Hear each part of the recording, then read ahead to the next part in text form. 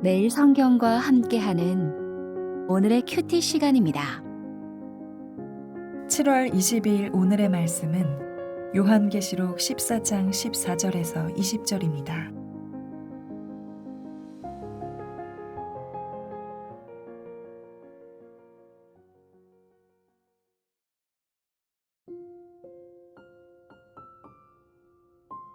또 내가 보니 흰 구름이 있고 구름 위에 인자와 같은 이가 앉으셨는데 그 머리에는 금 면류관이 있고 그 손에는 예리한 낫을 가졌더라. 또 다른 천사가 성전으로부터 나와 구름 위에 앉은 이를 향하여 큰 음성으로 외쳐 이르되 당신의 낫을 휘둘러 거두소서. 땅의 곡식이 다 익어 거둘 때가 이르렀음이니이다 하니 구름 위에 앉으신 이가 낫을 땅에 휘두르매 땅의 곡식이 거두어지니라. 또 다른 천사가 하늘에 있는 성전에서 나오는데 역시 예리한 낫을 가졌더라. 또 불을 다스리는 다른 천사가 제단으로부터 나와 예리한 낫 가진 자를 향하여 큰 음성으로 불러 이르되 내 예리한 낫을 휘둘러 땅에 포도송이를 거두라.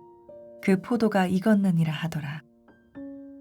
천사가 낫을 땅에 휘둘러 땅에 포도를 거두어 하나님의 진노의 큰 포도주 틀에 던지매 성 밖에서 그 틀이 밟히니 틀에서 피가 나서 말 굴레에까지 닿았고 1600 스타디온에 퍼졌더라.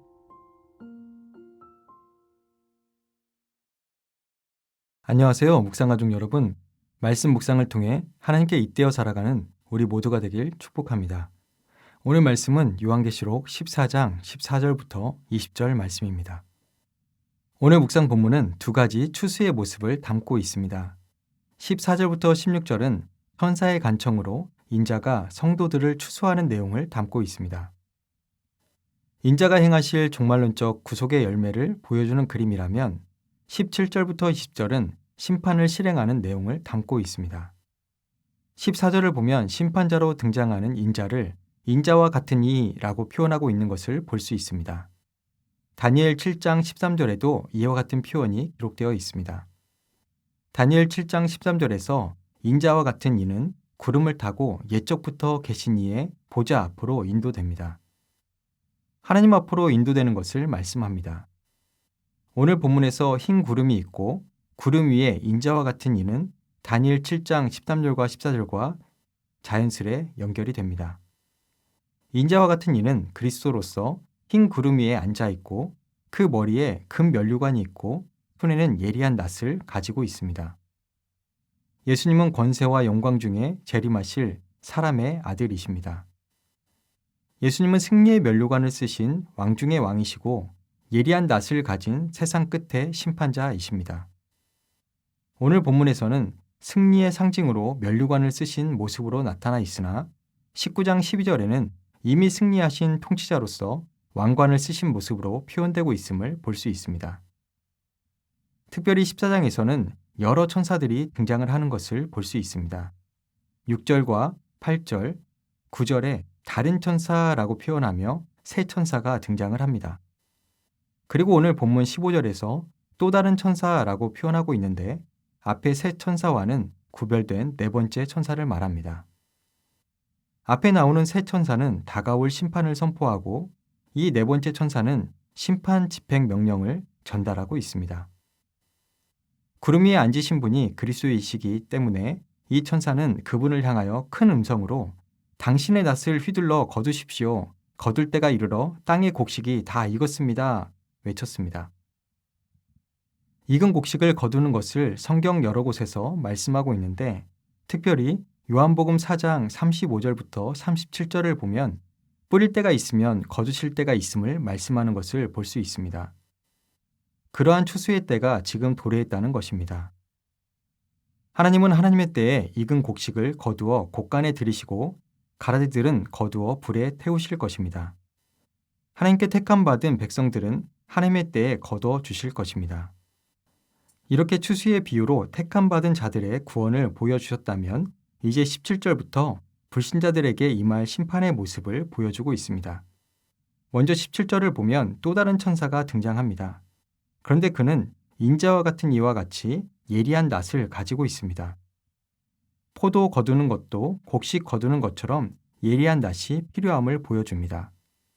18절에 보면 불을 다스리는 천사가 나오는데 이 천사는 제단으로부터 나왔습니다. 앞선 천사들이 성전으로부터 나왔다는 점을 15절과 17절이 말씀하고 있다면 18절의 천사는 제단으로부터 나왔다는 차이를 보여주고 있습니다.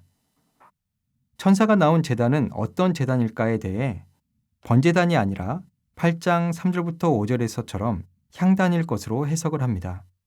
심판과 연결되어 있는 장면이기 때문입니다.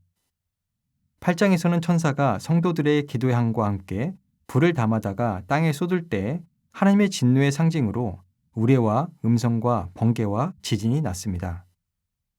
8장에서 하나님의 진노의 상징으로 우레와 음성과 번개와 지진이 났다면 불을 다스리는 천사는 예리한 낯을 가진 천사를 향해 땅의 포도송이를 거둬라 그 포도가 익었느니라고 전하는 역할을 맡고 있습니다. 심판을 실행하도록 전달한 결과 예리한 낯을 가진 천사가 낯을 휘둘러 땅의 포도를 거두어 하나님의 진노의 큰 포도틀에 던짐에 성 밖에서 그 틀이 밟히니 틀에서 피가 나서 말 굴레에까지 닿았고 1600 스타디온에 퍼졌더라 말씀합니다. 고대 이스라엘의 포도틀은 단단한 반석을 쪼아 만든 것으로 위틀에서 포도 밟는 이들이 밟으면 붉은 포도즙이 아래틀로 흘러내리게 되고 아래틀에서 포도주를 모아 다른 곳으로 옮기게 되어 있었습니다. 포도를 밟아 즙을 만드는 과정을 상상해 보면 포도주를 밟는 이들의 옷과 발은 붉은색으로 물들었을 것입니다. 그리고 포도주 틀에서는 붉은 포도즙이 계속해서 흘러내려오는 것을 상상할 수 있습니다. 이 모든 것이 20절에서 피로 비유되고 있고 하나님의 진노를 뚜렷하게 보여주는 상징들입니다. 이와 비슷한 포도즙 틀 비유는 이사야 63장 1절부터 6절에도 기록되어 있습니다. 하나님의 심판이 얼마나 엄청난 것인가 하는 것을 본문은 틀에서 피가 나서 말 굴레에까지 닿았고 1600 스타디온에 퍼졌더라 말씀합니다. 1 스타디온은 약 200m입니다. 그렇기에 1600 스타디온은 320km로서 서울에서 순천 정도의 거리입니다. 320km가량 되는 지역에 말 굴레라고 할 때 학자들은 이 높이를 약 1.5m로 계산을 합니다. 생각해보면 320km의 지역에 1.5m의 피가 찼다는 것은 그만큼 많은 피가 흘렀음을 보여주는 그림입니다. 심판의 피가 이렇게 흐른다는 것은 죄의 대가가 그만큼 무섭다는 것을 알게 해주는 것입니다. 20절은 이러한 일이 성 밖에서 일어난다고 말씀하고 있는데 11장 2절에서 거룩한 성이 42달 동안 짓밟힌 사건을 연상하게 합니다. 짓밟았던 이들이 이제 짓밟히게 됩니다. 영원할 것 같았던 땅의 세력은 결국 이렇게 무너질 것입니다. 이들은 하나님의 진노의 심판을 피할 수 없습니다. 시편 126편 6절의 말씀이 생각납니다. 눈물을 흘리며 씨를 뿌리는 자는 기쁨으로 거두리로다. 울며 씨를 뿌리러 나가는 자는 반드시 기쁨으로 그 곡식단을 가지고 돌아오리로다 라는 말씀입니다. 비록 오늘의 현실은 눈물일 수 있지만 추수의 때는 반드시 온다는 사실입니다. 또한 추수의 때가 도래할 때 진정한 기쁨과 쉼을 얻게 된다는 점을 놓쳐서는 안 될 것입니다. 오늘 말씀의 묵상의 자리에서 두 가지 추수를 묵상하며 우리가 나아갈 방향을 확인하고 순종과 믿음의 열매를 맺어가는 우리 모두가 되길 축복합니다. 기도하겠습니다. 주님, 우리가 살아가는 인생 속에 마주하는 삶의 굴곡 속에 주님을 바라보게 하시고 주님께서 눈물을 닦아주시며 추수의 기쁨을 함께 누릴 그 순간을 소망하며 살아가게 하옵소서. 감사를 드리며 우리 주 예수 그리스도의 이름으로 기도합니다. 아멘.